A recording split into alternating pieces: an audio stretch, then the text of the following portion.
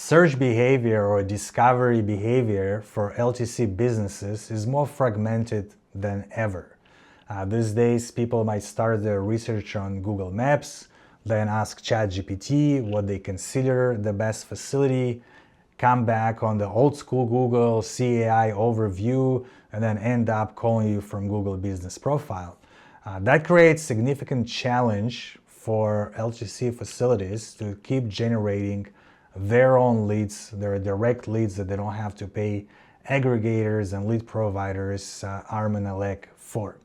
The good news is if you stick with fundamentals of being discoverable, believable, focusing on local authentic content with a bit of a layer of technical SEO, you can still succeed. This is what this video is about. I will add a bit of technicality trying to distinguish between generative AI versus citation AI. Why should you listen to me? My name is Roman. I run a digital marketing agency for past 18 years.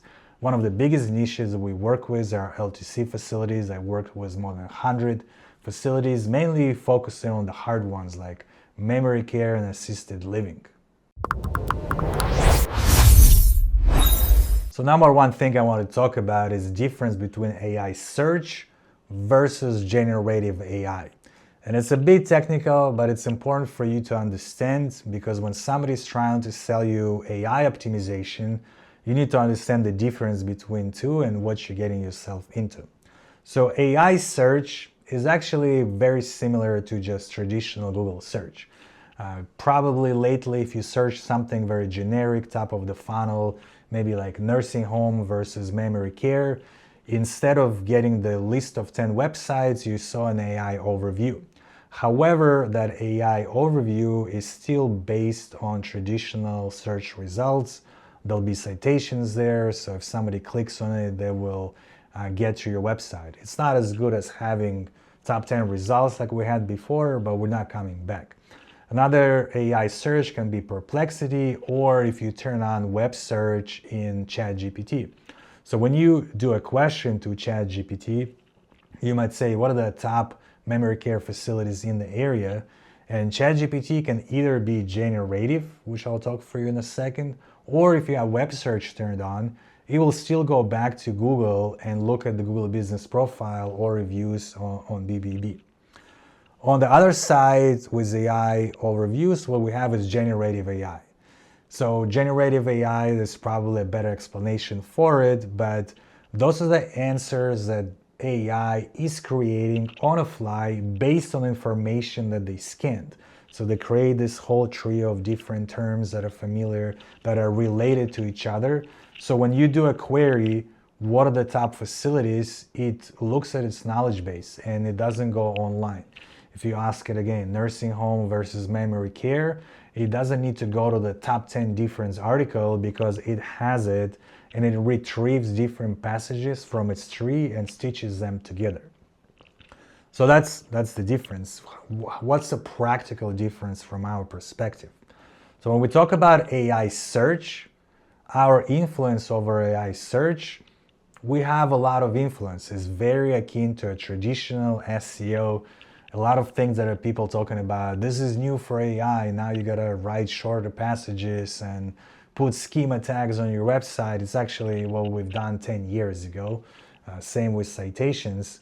And it's more or less predictable. It's not as good as it used to be because you're getting bombarded by those AI overviews, but it's put out the content, have a sound technical layer, add some citations. When we talk about generative AI, when you think how it works, say ChatGPT, OpenAI is scanning and the whole web, then it's building the model, then once like in 9 months you get the new like ChatGPT 5.2.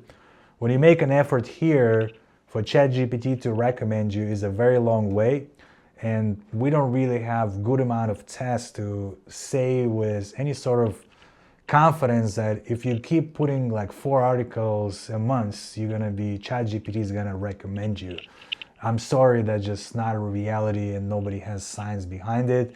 It's not an algorithm, it's AI, it's a nature of it. So even though it's possible, if you keep saying the same thing, at some point to be there, our influence over it is way less, unpredictability is higher, and the time delay is way larger. So AI search, think about traditional SEO, generative AI, a long shot. Probably, you can start something right now. So in the future, when more and more people are using generative AI, you planted the seeds. Number two, we need to talk about is how does ChatGPT, and for all intensive purposes, all AIs recommend different businesses. So the behavior is different from Google, because Google a lot of times will type memory care facility and then you look at 5 of them and you by yourself look at the reviews. A lot of times where we see the prompts on ChatGPT is, what are the top facilities? What do you think about this facility?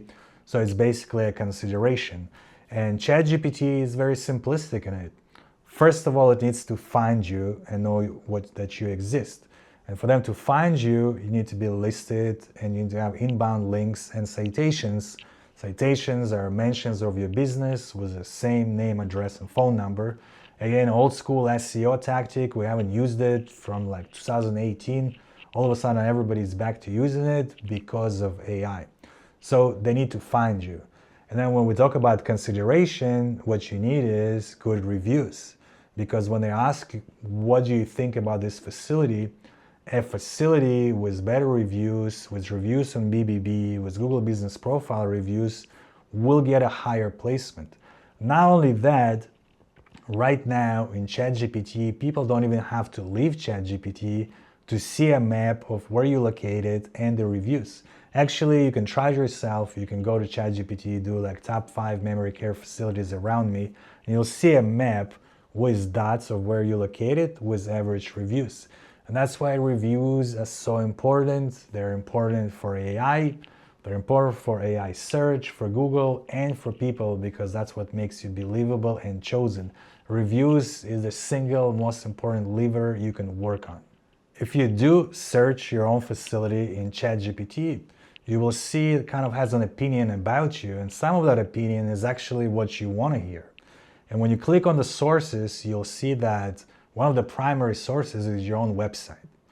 So what you need to know is you can actually have an effect of the story you craft and what you put on the website, and that's why it's important to put authentic content about your facility and not something generic.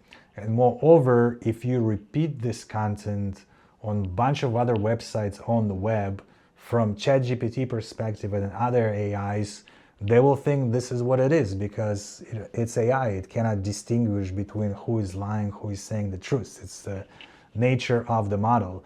So be sure you know the story and be sure you craft it the way you want to. Another thing that also comes from traditional SEO is everything relates to cost.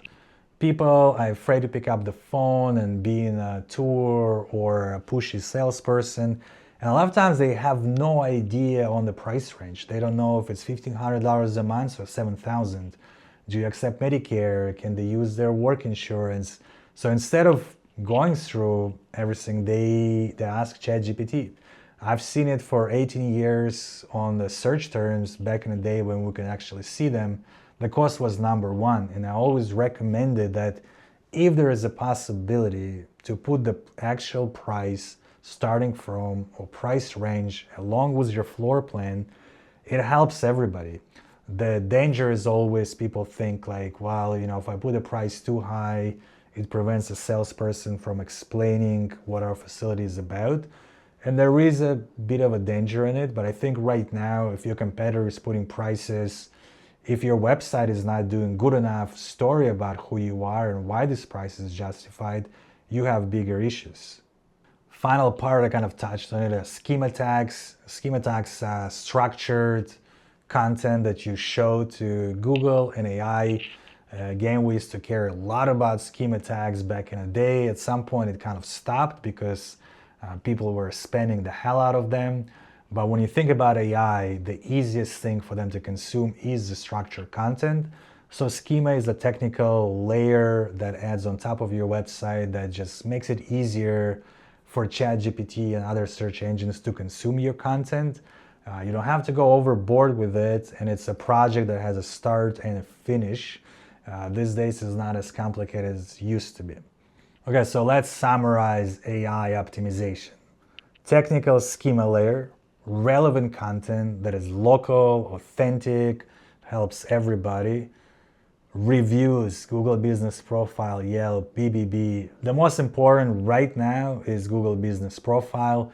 Remember, it will show up both in Google and ChatGPT right inside the window. That's very important. Consistency of your citations, consistency of the brand story, and quantity of quality inbound links, because this is how bots eventually find you. And while ChatGPT is in the early stages compared to Google, because they cannot really evaluate if somebody on Reddit is saying you're good, that's different than New York Times is saying you're good, Google can still do it. So quality backlinks. Final section, a lot of people ask me, is there any difference between AIO, AI optimization, GEO, generative experience optimization, and traditional SEO? And it all depends on who you ask. This is my opinion. On a practical level, where does it differ? Number one is branding. Back in the day, branding was something for companies with huge budgets that bought billboards and put their logos on a t-shirt. These days, branding is what AI and search engine thinks about you, which are reviews. And it's your story. So again, you better know, are you a premium facility? Are you low cost? Is your specialty actually assisted living? Are you simply 55 plus community? Be clear about that brand story and keep it consistent. On SEO side, we never really cared about branding because most of the time you rank number one for your own brand, so we couldn't really increase your traffic for it. Number two are citations. Citations are cheapest links you can do. It's highly scalable. People went overboard with them. Some people got penalized for them. Again, we didn't really care about them, but now we do. And there is a bit of a window of time where citations can actually help ChatGPT to discover your website and actually make an opinion about you. I mentioned it, structured data, schema. Make sure the technical part that, in a way, once you know what you're doing, is the easiest part, because it's your own website, you control it. Whoever you work with, ask them to evaluate your schema tags. And it's not about rich snippets in Google, it's about schema tags that AI will see. And finally, importance of your own website.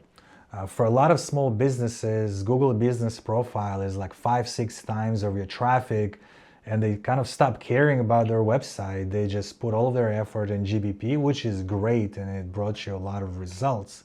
But now when you have your own website and you're concerned with branding, you're concerned with what people are asking ChatGPT about you, your website is important again. You can craft your brand story. You can put the pictures that ChatGPT will pull. You can make it look to what you want people to see. So your website is important, even though they might never visit it, but this is what ChatGPT is gonna base their opinion on. Final thought is about loopholes. Right now, because AI is still new, there are some loopholes. Like say, you see a lot of SEO companies are putting out best 5 SEO companies in Toronto, and they put themselves number one, and they put it on their own website. They do it because AI is not smart enough to understand it. But it's a loophole. It's not really something long-term. You don't learn anything, and even if you get the traffic from it, one day you wake up and it's not there. Instead of focusing on those short-term wins, the loopholes, let's optimize, abuse the system, I suggest you focus on fundamentals. Be believable, be discoverable, know your brand story, create authentic content, help the loved ones to make that hard decision of trusting you and booking that tour and then eventually putting their loved ones in your facility. Thank you for watching. Until the next time.